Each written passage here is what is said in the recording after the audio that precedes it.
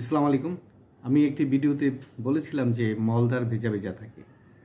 তো আজকে আমি এই মলদ্বারের আরেকটি সমস্যা নিয়ে কথা বলছি যে এই মলদ্বার দিয়ে মানে ফোঁটা ফোঁটা করে বা চুইয়ে আপনার রক্ত পড়ে। এটা এটা অনেকেরই হয়। তবে এই ধরনের সমস্যাগুলো যখন আসে তখন এটা খুব বিদঘুটে সমস্যা। অনেকে হয়তো লজ্জায় বলতে চায় না, ডাক্তারকে যেতে চায় না, নিজে নিজে নানান ধরনের চেষ্টা তদবির করে। এটা কিন্তু খুব খারাপ। কারণ হচ্ছে যে মলদ্বার হচ্ছে আমাদের একটা ড্রেনের মতন। আমাদের শরীরে যে মানে মানে বর্জ্য আকারে যা মল তৈরি হয় সেটা কিন্তু এই মলদ্বার দিয়ে বের হয়, তাই না? এখন এটাকে যদি আপনি অবহেলা করেন তাহলে তো সাংঘাতিক নিজেকে সাফার করতে হবে, নিজেকে অনেক মানে ভুগতে হবে। এটার জন্য আপনি যদি অবহেলা করেন ভোগান্তির শেষ কিন্তু নেই। এই যে মলদ্বার দিয়ে ফোঁটা ফোঁটা বা চুইয়ে পড়া রক্ত মানে পড়ে, এবং সেই রক্ত পড়াটা তো এমনিতে পড়ে না, অনেকগুলো কারণ তো অবশ্যই আছে। আমরা সাধারণত বলি অর্শ, বলি গ্যাস যেগুলি বলেন অর্শ, তারপরে মানে ফিসুলা, তাই না? ও এই আবার অনেকের ঘা হয়ে যায় দীর্ঘদিনের, সেখানে অপারেশন লাগে। তো সবাই বলছে একটা মানে সেন্সিটিভ জায়গা, আর এটা আসলে আমরা কাউকে দেখাতেও চাই না, ডাক্তারের কাছে যেতেও সংকোচ বোধ করি, নানান কিছু। তো এত কিছু যখন আমরা বুঝি তখন যখন এই রোগটা আপনার ধরা খাবে সাথে সাথে কিন্তু আপনি একজন ভালো ডাক্তারের কাছে যাবেন, যে ডাক্তারের কাছে যান। তবে হোমিও ডাক্তারের কাছে গেলে একটা জিনিস হবে কি, কাটাছিড়া আপনার লাগবে না। আমরা তো হোমিও ডাক্তারের কাছে গেলেও অস্থির হয়ে যাই যে আপনার অ্যালোপ্যাথিক ডাক্তাররা যদি আপনাকে 10 বছর একটা ওষুধ খেতে বলো, যেমন মনে করুন যে বলল যে আপনার তো প্রেশার আছে, প্রেশার ওষুধ খেয়ে যেতে হবে, আপনি কিন্তু মেনে নিচ্ছেন। হার্টের সমস্যা, হার্টের ওষুধ আপনাকে দিচ্ছে, আপনি কন্টিনিউ খেয়ে যাচ্ছেন, মানে কোনো বাদ বিচার নাই, আপনি খাচ্ছেনই।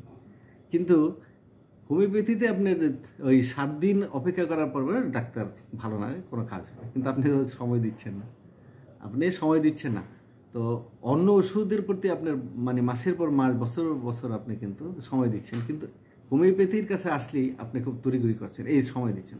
কিন্তু হোমিওপ্যাথির ওষুধ তো নদীর জল না, এটা তো বিশাল বিশাল কোম্পানি, জার্মানের মতো কোম্পানি হাজার হাজার কোটি টাকা এখানে ইনভেস্ট করে, সুইজারল্যান্ডের মতো কোম্পানি হাজার হাজার কোটি, ইন্ডিয়ার মতন কোম্পানি, পাকিস্তানের মতো কোম্পানি হাজার হাজার কোটি টাকা এটার পিছনে। আগে এগুলো আমেরিকা তৈরি করতো।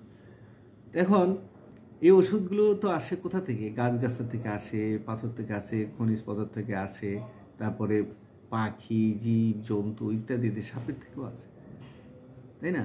তো এগুলো তো নিয়ে গবেষণা করে এই মেডিসিনগুলো আসছে, তাই অবহেলা করার কোনো কারণ নেই, তাই না? এখন প্রশ্ন হলো যে আপনার কাছে একটা বন্দুক আছে, এখন শত্রু আসলে তাকে আপনি মানে মোকাবেলা কীভাবে করবেন? আপনাকে বন্দুকটা চালাতে হবে। এখন আপনি যদি বন্দুক চালাতে পারেন তাহলে আপনি কিন্তু ওই বিপদ থেকে রক্ষা পাবেন। আর যদি আপনি বন্দুক চালাতে না পারেন, সিস্টেমই না জানেন, তাহলে কিন্তু ওইটা হবে না। হয়তো এই কারণেই অনেক সময় দেখা যায় যে আমাদের অনেক হোমিও ডাক্তারই আছেন, সবাই ভালো, কিন্তু তারপরে অনেকে হয়তো সঠিক মতন মানে গুলিটা করতে পারেন না, যার দরুন রোগটা মরে না। এবং এটার জন্য অভিজ্ঞতা দরকার আছে। হোমিও ডাক্তারি করতে গেলে স্টাডির প্রচুর প্রয়োজন আছে, ভালো ভালো বই পড়া এবং স্বাস্থ্য সম্পর্কে অনেক জ্ঞান অর্জন করে যদি কোনো ডাক্তার হোমিও চিকিৎসায় বসেন তো নিশ্চয়ই তার দ্বারা অনেক রোগী ভালো হবে। হয়তো সময় নেবে, সময় তো আপনাকে দিতেই হবে। তো আপনি অন্য ডিসিপ্লিনে তো সময় দিচ্ছেন, তো এখানে আপনি দিবেন না কেন? যাই হোক, আমি যে কথাটা বলছিলাম যে এই যে ফোঁটা ফোঁটা রক্ত মানে মানে পায়খানার রাস্তা দিয়ে বের হচ্ছে, তো এটা এক সময় সাংঘাতিক রকমের আপনার ক্ষতিকর। তো সেই জন্য আমাদের এই একটা ওষুধ আছে হোমিওপ্যাথিতে, এবং এটা খুব আপনার যদি সঠিক সময়ে আপনি যদি ওষুধটা সেবন করতে পারেন তাহলে কিন্তু আপনি ভালো হয়ে যাবেন। এই ওষুধটার নাম হলো কোবাল্টাম। কোবাল্টাম, ওই ওষুধটা যদি আপনি খেতে পারেন 6 থেকে 30 শক্তি যদি আপনি খান, প্রথমে 6 শক্তি যদি মনে করেন খান, সেটা লিকুইড আনতে পারেন অথবা বড়িতে আনতে পারেন, অসুবিধা নেই। আপনার দিনে 4 বার করে আপনি খান, 3 দিন খাওয়ার পরে দেখবেন যে আপনার একটা রেজাল্ট আসছে। তারপরে যদি দেখেন একটু মানে উন্নতি হয়ে থেমে গেছে, তারপর আপনি 30 খান, 30-এর পরে 200 খান, একসময় দেখবেন যে আপনার এই প্রবলেমটা চলে গেছে। ধন্যবাদ, ভালো থাকবেন।